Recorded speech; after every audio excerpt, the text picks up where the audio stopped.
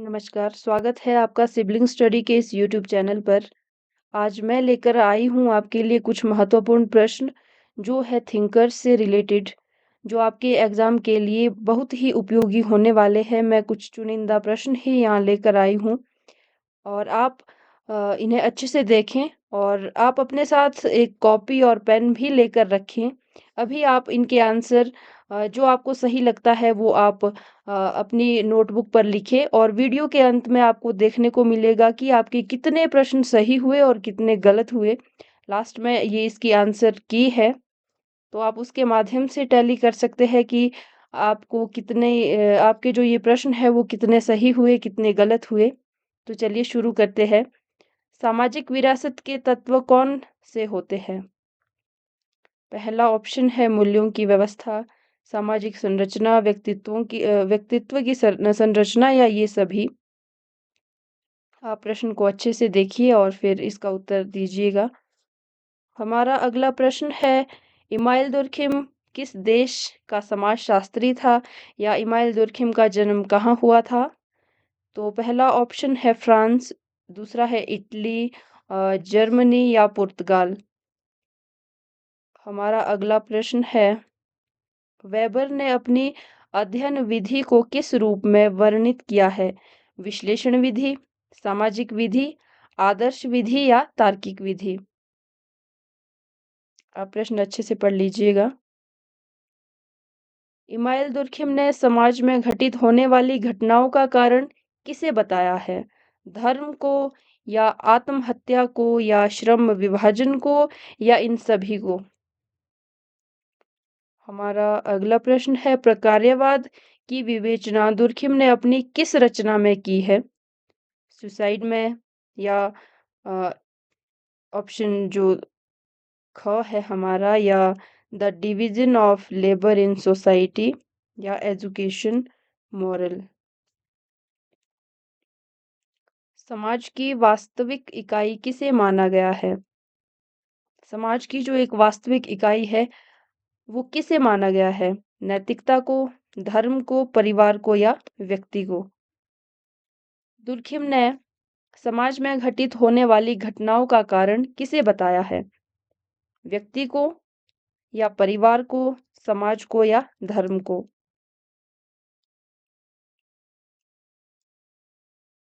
किसने यह विचार दिया है कि सामाजिक तथ्यों का स्वरूप सार्वभौमिक होता है? इमाइल दुर्खिम ने, मैक्स वेबर ने, अगस्ट कॉम्ट ने या स्पेंसर ने? हमारा अगला प्रश्न है, सामाजिक तथ्य मनुष्य के बाहर रहते हुए भी किसे प्रभावित करता है? विचारों को, समाज को, चेतन को या नैतिकता को? हमारा अगला प्रश्न है, प्रकार्यात्मक विश्लेषण में समाज को एक सावयव माना है, किसने माना है? ये स्पेंसर ने, दुर्खिम ने या ब्राउन ने, रेडक्लिफ ब्राउन और या पार्सन ने, टेलकॉट पार्सन। तो इसमें से आपने बताना है कि किसने माना है। हमारा अगला प्रश्न है, आधुनिक समाज किससे संचालित होता है? ऑप्शन क है परंपरा, ख है समाज से या स्वनियमन से या व्यक्ति से? आधुनिक समाज किससे संचालित होता है? दुर्खिम ने आत्महत्या को किस प्रकार की घटना माना है?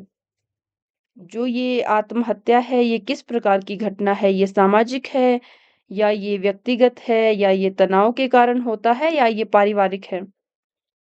किसने कहा था कि सामाजिक तथ्यों को वस्तुओं की तरह समझना या समझाना चाहिए? Email Durkheim, max weber, August Comte या हर्बर्ट स्पेंसर? हमारा अगला प्रश्न है, दुर्खिम ने समाजशास्त्रीय अध्ययन के लिए किसे अवैज्ञानिक माना है? व्यक्ति को, समाज को, सामाजिक तत्वों को या इनमें से कोई नहीं? अगला प्रश्न है, वेबर ने सामाजिक क्रिया को किस रूप में देखा है? जो हमारे मैक्स वेबर है उन्होंने जो सोशल एक्शन है उसको किस रूप में देखा है? व्यावहारिक या आदर्श, सैद्धांतिक या इनमें से कोई नहीं? हमारा अगला प्रश्न है, वेबर ने धर्म धर्म के अध्ययन में किस अवधारणा का प्रयोग किया है? धार्मिक सिद्धांत, आर्थिक, आदर्श या सामाजिक प्रारूप? हमारा अगला प्रश्न है, द रिलीजन ऑफ इंडिया पुस्तक के लेखक कौन है? दुर्खिम, मार्क्स, वेबर या Merton? The religion of India पुस्तक के लेखक कौन है? ये एक महत्वपूर्ण प्रश्न है, इसको आप अच्छे से देख लीजिएगा। निम्नलिखित में से कौन सी रचना मैक्स वेबर की नहीं है? The religion of India, the city, general economic history या रूल्स ऑफ सोशियोलॉजिकल मेथड? इनमें से आपने बताना है कि कौन सी नहीं है। हमारा अगला प्रश्न है, निम्नलिखित में से किस पुस्तक में मार्क्स ने राज्य को बुर्जुआ वर्ग की कार्यकारिणी समिति कहा है? कौन सी उनकी पुस्तक है जिसमें इन्होंने ऐसा कहा है? ऑप्शन ए है origin of family property and state, और दूसरी है दास कैपिटल, तीसरी है कम्युनिस्ट मैनिफेस्टो एंड लास्ट है क्लास स्ट्रगल इन फ्रांस। तो आपने बताना है कि उन्होंने किस पुस्तक में इसका उल्लेख किया है। हमारा अगला प्रश्न है, मार्क्स का मत था कि अतिरिक्त केवल निम्न के उपयोग से उत्पन्न होता है। अतिरिक्त यानी जो हमारा इन्होंने एक सिद्धांत दिया था, सरप्लस वैल्यू। ऑप्शन ए है चर पूंजी, सतत, कार्यरत पूंजी या ये सभी। अगला प्रश्न है, दुर्खिम ने व्यक्ति के स्थान पर किसकी प्रक्रियाओं के अध्ययन की बात कही है? ऑप्शन है संस्था, विचार, समाज या परिवार? हमारा अगला प्रश्न है, वेबर ने आदर्श विधि को किस तरह की अवधारणा बताया है? वेबर की जो आदर्श विधि है उसको किस तरह की अवधारणा उन्होंने बताया है? ये क्या सामाजिक है, नैतिक है, सांस्कृतिक या मानसिक? हमारा अगला प्रश्न है, आत्महत्या की प्रवृत्ति को किस प्रकार कम किया जा सकता है? ऑप्शन है समाज की धार्मिक एकात्मकता या व्यक्तिगत या पारिवारिक या सामूहिक एकात्मकता। हमारा अगला प्रश्न है, वेबर ने सामाजिक घटनाओं को समझने के लिए किस पर बल दिया है? कार्य कारण संबंध, तार्किक क्रिया, संवेगात्मक क्रिया या वैज्ञानिक पद्धति?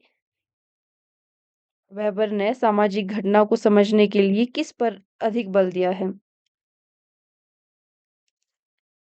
मार्क्स के अनुसार निम्नलिखित में से कौन अधिसंरचना का अंग है? वर्ग, वैधानिक संस्थाएं या उत्पादन के साधन या दल?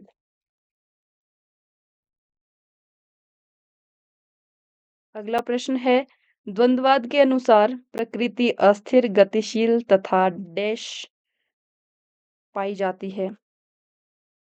स्थिर, निरंतर परिवर्तनशील, सरल या कल्पनाशील? हमारा अगला प्रश्न है, वेबर ने धर्म समाजशास्त्र में किसके बीच संबंध दर्शाने का प्रयत्न किया है?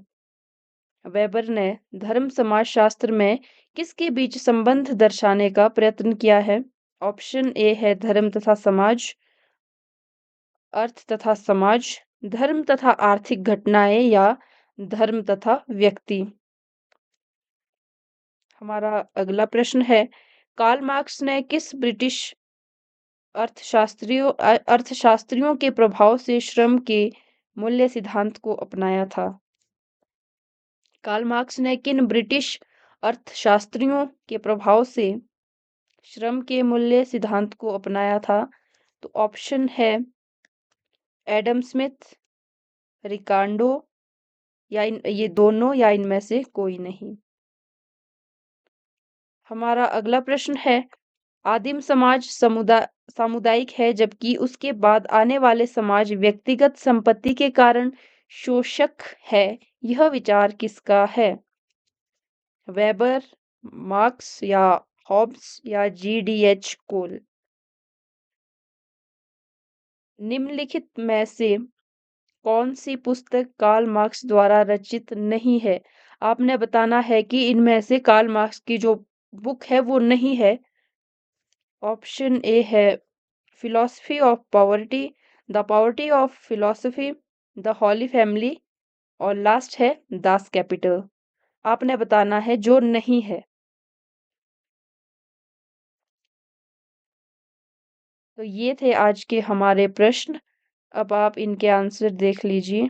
आपके कितने सही हुए, कितने गलत हुए, ये आप मुझे कमेंट में बताना। ये है इसके आंसर, आप स्क्रीनशॉट भी ले सकते हैं। ये देखिए।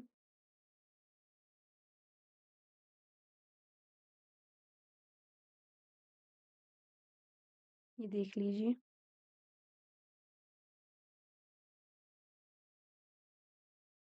तो ये थे आज के कुछ महत्वपूर्ण प्रश्न जो आपके एग्ज़ाम के लिए उपयोगी होने वाले हैं। मैं आशा करती हूँ आपके लिए ये हेल्पफुल रहेंगे।